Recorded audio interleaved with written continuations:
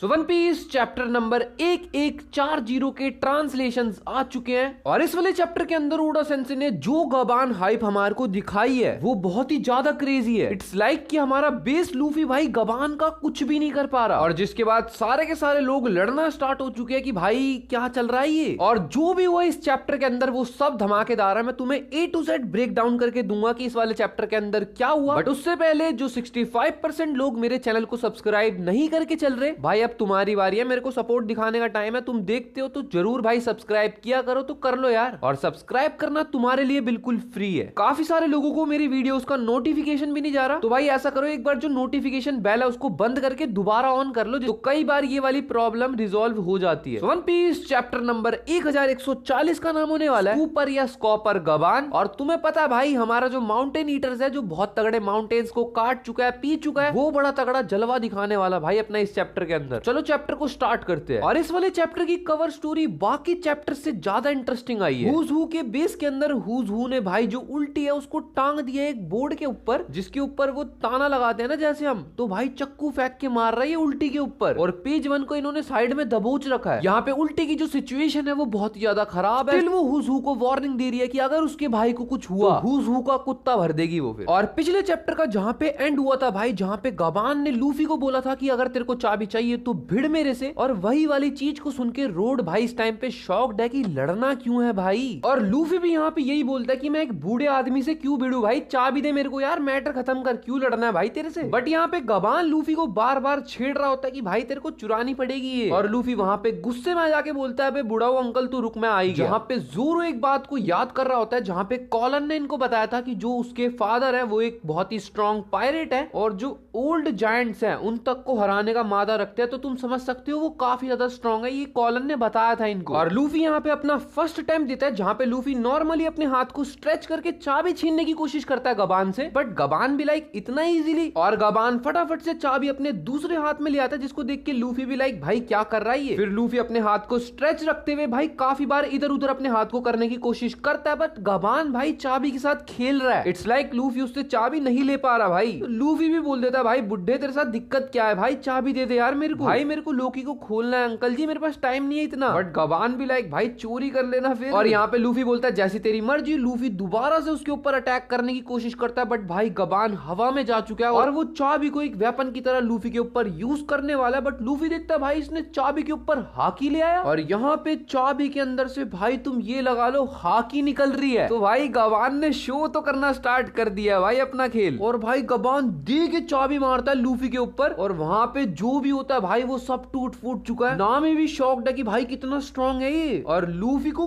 कुछ भी नहीं हुआ भाई उस अटैक से। तुम लोग को इस चीज को भी नोटिस करना चाहिए कि गबान ने हाकी को इन्फ्यूज करा था चाबी के अंदर और अटैक करा लूफी के ऊपर, बट लूफी को कुछ असर नहीं हुआ। और गबान भी यहाँ पे यही बोलता है कि भाई क्या बढ़िया करा तूने स्ट्रॉ हैट बच के। बट यहाँ पे गबान बोलता है तेरे को नहीं लगता कि हेलमेट तेरे पे ज्यादा सूट करता है स्ट्रॉ हैट के कंपेयर में, जहाँ पे लूफी साफ साफ बोल देता है कि नहीं भाई क्या बोल रहा है यार ये चीज तू, शैंक्स ने मेरे ऊपर ट्रस्ट करके मेरे को वो स्ट्रॉ हैट दी है, और तू ऐसा कर तू ये सब छोड़ मेरे को चाबी दे भाई। गबान बोलता है स्ट्रॉ हैट उसने तेरे ऊपर ट्रस्ट करके दिया है, बट मेरे को तो लगा उसने सिर्फ तेरे को स्ट्रॉ हैट दे दी। और यहाँ पे लूफी दोबारा भाई अपने हाथ को स्ट्रेच करके काफी बार कोशिश करता है दोबारा से गबान से चाबी छीनने की, बट भाई नहीं, गबान इज अ प्रो प्लेयर भाई, वो चाबी को बहुत तेज तेज रोटेट करके निकाल दे रहा है, लूफी नहीं ले पा रहा उससे चाबी। और यहाँ पे लूफी हद से ज्यादा फ्रस्ट्रेट हो चुका है और बोल रहा है भाई ये सब मत बोल, शैंक्स ने मेरे को बहुत ट्रस्ट करके दिया, शैंक्स के बारे में कुछ मत बोल दियो। बट इतने में भाई गबान लूफी के मुंह के अंदर ही चाबी डाल देता और बोलता तू बहुत बोल रहा है इसलिए मैंने चाबी डाल दी। और भाई तुम ये चीज देखो कि भाई लूफी का मुंह भी चाबी की शेप का बन चुका है, जिसके बाद गबान चाबी को बिल्कुल साइड में कहीं फेंक देता है, और भाई उसके बाद वो अपनी दोनों एक्स यानी कि कुल्हाड़ियों को निकालता है, जिसको देखकर जोरो भी लाइक भाई क्या है ये। तो तुम्हें समझ में आया मैं क्या बोल रहा था स्टार्टिंग में बिल्कुल वीडियो के, लूफी अपनी बेस फॉर्म में था और गबान के पास भी कोई वेपन नहीं था, और गबान ने अब अपने वेपन्स को निकाला है। तुम समझ सकते हो कि हमारे को क्या दिखाया गया यहाँ पे। और यहाँ पे गबान अपने पोस्चर में आ जाता है जहाँ पे उसने दोनों अपनी कुल्हाड़ियों को पकड़ रखा है, और गबान यहाँ पे बोलता है योसा ताकेरू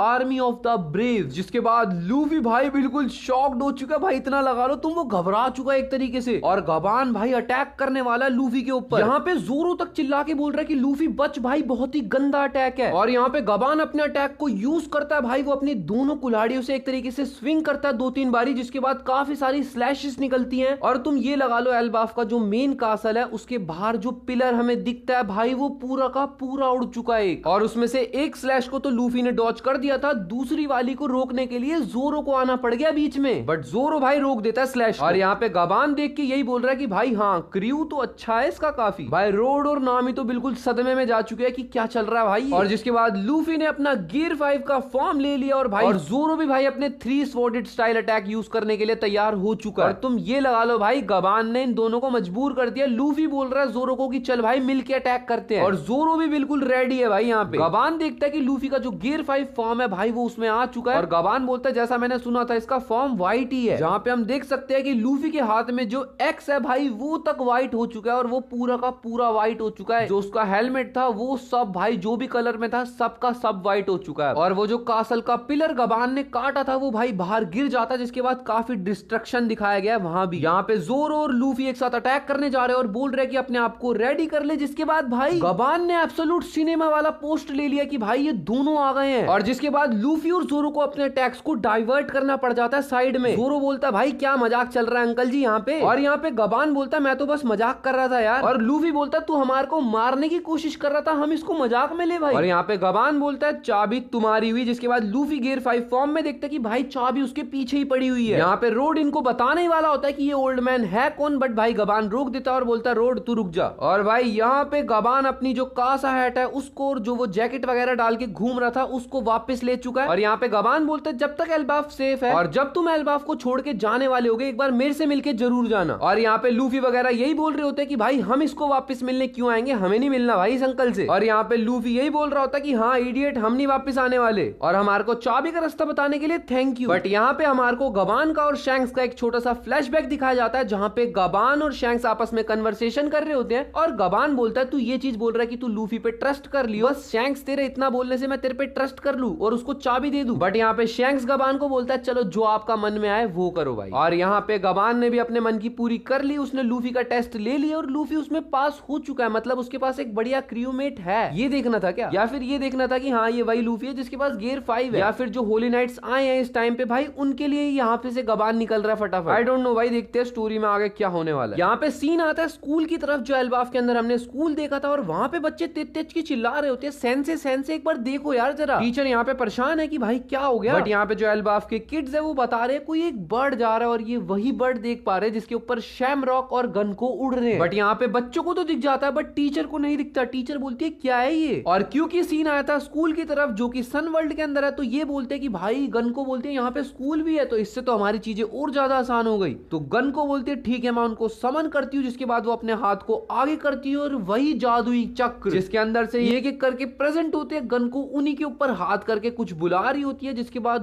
2 होली नाइट्स और समन होते हैं उसी फॉर्म में जैसे पहले ये दोनों हुए थे। तुम्हें नहीं लग रहा यहाँ पे इनको समन करना पड़ता है? तो शैमरॉक और गनको को समन किया किसने भाई, मेरे को इस चीज को जानने में इंटरेस्ट है, या फिर ये अपने आप आए थे? क्योंकि तुम देख लो भाई यहाँ पे गन को बुला रही है और यहाँ पे एक होली नाइट अभी हमारे को दिखाया नहीं गया, वो बोल रहा है आई सी व्हाट यू मीन, मैं चला जाऊंगा बट मेरे को कोई दिक्कत नहीं है भाई। और दूसरा वाला होली नाइट बोल रहा होता है हमें स्टार्ट कहां से करना है और एबिस का क्या। तो यहाँ पे जो ये एबिस वर्ड यूज किया जा रहा है वो जो जादुई चक्र तुम देख रहे थे उसको इन्होंने एबिस बताया हमारे को। और यहाँ पे भाई ये सबसे तगड़ा पैनल है, मैंने सुबह सुबह डिस्कॉर्ड सर्वर पे भी दिया था अपने भाई। ये बंदा जो है होली नाइट का ये कच्चे में आ चुका है भाई एल्बाफ के अंदर, कोई शर्म है नहीं है। और ये वाला होली नाइट जो कच्चे में आया भाई ये यही बोल रहा है मेरे को अभी कपड़े वगैरह बदलने हैं, बट ये थोड़ी देर बाद देखता है भाई ये एल्बाफ के अंदर है। ये जो होली नाइट है ये शायद से मैरी जुआ के अंदर बात कर रहा था जो भी मैटर चल रहा है उसके लिए मेरे को आप 1 घंटा दे दो, क्योंकि ये डेंडन मूशी पे किसी से बात कर रहा है। और यहाँ पे ये यही बोल रहा होता है कि जो हमारे ऊपर वाले हैं उनको खाने सप्लाई की बात करनी है। तो तुम देख सकते हो खाना सप्लाई भाई रेवोल्यूशनरी आर्मी कुछ हरकतें कर रही है, मैरी जुआ के अंदर लफड़ा होने वाला, देखते जाओ भाई मजा आने वाला है। और यहाँ पे हमारे को ये बताया जाता है कि इस बंदे का नाम है सेंट सोमर, जो चड्डी वाला पहलवान है। ये बंदा शेफर्ड फैमिली के अंदर से कोई गार्ड वगैरह है। और दूसरे वाली एक्वा फिश,